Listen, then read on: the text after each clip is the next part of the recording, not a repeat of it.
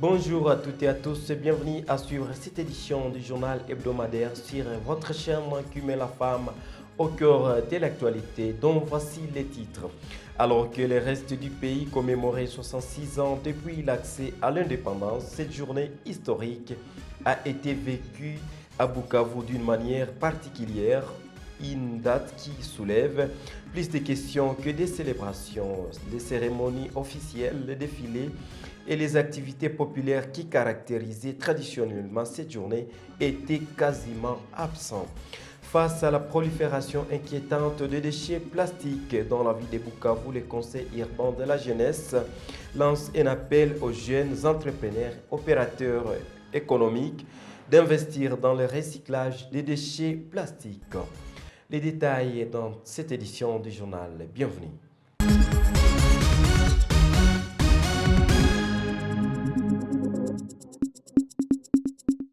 66 ans après l'accession de la République démocratique du Congo à l'indépendance, les bilans demeurent contrastés pour de nombreux habitants dans la ville de Bukavu. Dans cette ville de l'est du pays, confrontée depuis plusieurs mois à une crise sécuritaire persistante, le 30 juin a suscité davantage des interrogations que des célébrations.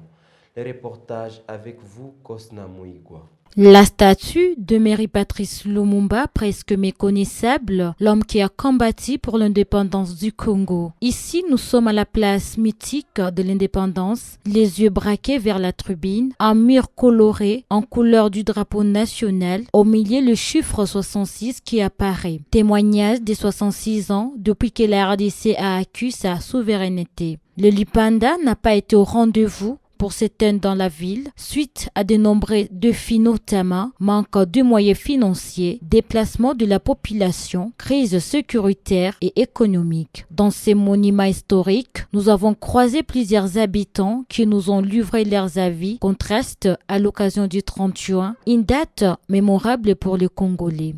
Moi, je pense que la journée d'aujourd'hui n'était pas du tout respectée à cause de l'insécurité qui se trouve dans la partie est. Parce que si c'était célébré, on allait organiser des journées culturelles, on allait faire une marche pour témoigner que nous sommes en joie. Et beaucoup de gens ne savaient pas qu'aujourd'hui nous sommes des 30 juin. Une année et 4 mois que les personnes continuent de mourir. Quelle indépendance pouvons-nous célébrer dans ces conditions? Je pense qu'à Bukavu, nous ne sommes pas concernés car chacun est allé dans ses occupations quotidiennes. Cette journée ne s'est pas bien passée. Les gens manquent d'argent et d'emploi. Nous célébrons cette journée car elle représente la libération du peuple congolais, malgré les difficultés. Nous remercions Dieu d'être encore en vie, mais je n'ai pas célébré. La crise financière est trop forte. 66 ans après l'indépendance, les témoignages recueillis à Bukavu traduisent l'inquiétude et l'aspiration de la population. Pour la majorité, la priorité n'est plus l'organisation des festivités, mais le retour de la sécurité, la stabilité économique et la restauration de la cohésion nationale.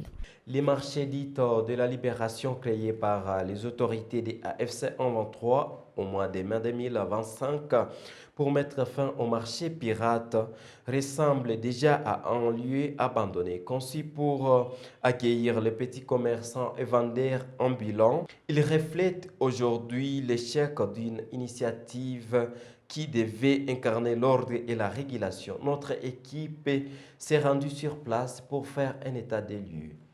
Prosper Moubamboy nous en dit plus.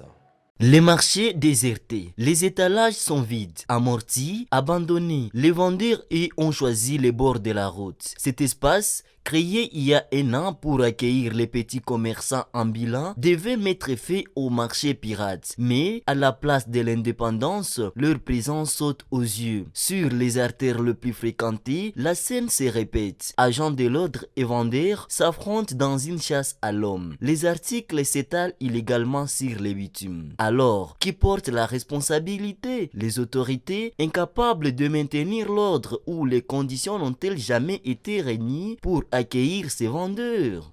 Face à la prolifération inquiétante de déchets plastiques dans la ville de Bukavu, les conseils urbains de la jeunesse lancent un appel aux jeunes entrepreneurs, opérateurs économiques et investisseurs afin qu'ils se constituent en réseau ou en consortium pour étudier la faisabilité de la création d'une unité semi-industrielle de collecte, des traitements et de recyclage des déchets plastiques. Cet appel ressort dans un communiqué signé par le CIJ dont la copie nous est parvenue. Reportage avec vous, Evelyne Massonga. Depuis plusieurs années, Bukavu est confronté à une accumulation croissante des déchets plastiques, notamment de bouteilles en plastique qui envahissent les eaux du lac Kivu, des acteurs principaux, le marché ainsi que le cours d'eau. Malgré les nombreuses campagnes de sensibilisation menées par les organisations œuvrant dans la protection de l'environnement, le résultat reste encore peu satisfaisant sur le terrain. Pour Junior Kamwele, président du conseil urbain de la jeunesse de Bukavu, il est temps de transformer cette menace environnementale à une véritable opportunité économique. Nous avons observé que malgré les campagnes, les déchets plastiques continuent de poser un véritable défi quant à la question de l'assainissement dans notre ville. Nous nous sommes proposés d'inviter les jeunes, d'inciter les opérateurs économiques aussi, surtout les jeunes entrepreneurs, à prendre à bras le corps la question et à voir comment investir dans la création des unités semi-industrielles de traitement et de recyclage des plastiques. Cela ferait en sorte que nous avons, ou cela nous permettra d'avoir des déchets plastiques non pas comme un problème, mais plutôt comme une matière première qui peut être transformée en table, qui peut être transformée en pupitre, qui peut être transformée en pavé, et la ville sera en train de gagner de cette façon-là. Le CIJ réaffirme ainsi sa disponibilité à accompagner toute initiative sérieuse s'inscrivant dans la dynamique de valorisation des déchets plastiques. L'objectif est de promouvoir un environnement favorable aux investissements dans le secteur du recyclage grâce à des mesures d'accompagnement, notamment des exonérations fiscales, des facilités administratives, à un soutien institutionnel. L'Association des Xaveri du Congo, AXACO en sigle, a lancé ce lundi 29 juin 2026 à Bukavu un atelier de formation de 3 jours réunissant de jeunes issus des 12 paroisses du diocèse de Bukavu. Cette initiative vise à renforcer les capacités des jeunes en matière de prévention des conflits, des communications non violentes et consolidation de la paix afin qu'ils deviennent des acteurs du vivre ensemble dans leur communauté. Evelyne Massonga. Pendant 3 jours, les participants ont bénéficié de renforcement des capacités sur plusieurs thématiques liées à la paix et au leadership positif. L'objectif est de faire de ces jeunes des ambassadeurs de la cohésion sociale, capables de promouvoir le dialogue, la tolérance et le respect des différences dans leur paroisse et leur milieu de vie. 24 jeunes ayant participé à ces activités ont été formés sur la communication non violente, les valeurs de la tolérance, la responsabilité, le vivre ensemble, les techniques de plaidoyer et de leadership ainsi que la résolution 2250 du Conseil de sécurité des Nations Unies. Aboudou Birali Célestin, chargé du programme de l'AXACO et panéliste de la dernière journée, a insisté sur l'importance de l'implication des jeunes dans la promotion de la paix dans leur communauté. Nous avons renforcé les capacités de 24 pères éducateurs dans différents domaines afin qu'eux aussi aillent transmettre ces connaissances au point de 240 autres jeunes Xaveri de différents groupes paroissiaux de la ville de Bukavu. Et c'est comme ça que nous sommes en train de faire afin que nous puissions atteindre un grand nombre comme définit notre initiative. Les bénéficiaires, quant à eux, n'ont pas caché leur sentiment de satisfaction. Nous souhaitons présenter notre sentiment de satisfaction pour avoir pris part à cette initiative Jeunes pour la paix, Xaveri, pionniers de la cohabitation pacifique. Nous sommes bénéficiaires de cette formation et nous allons continuer à former aussi les autres. Au terme de la formation, les organisateurs se sont félicités de voir que les 24 pères éducateurs participants sont devenus des ambassadeurs de la paix et des artisans du dialogue, ainsi que des modèles de la cohabitation pacifique dans leur communauté. À l'occasion de la journée internationale de lutte contre l'abus et les trafics illicites de drogue, célébrée le 26 juin 2026, le consortium OPADEC et Prospérité Africa a réuni à Bukavu plusieurs organisations de jeunes afin de renforcer la prévention contre la toxicomanie. Prosper Moubambe pour plus de détails.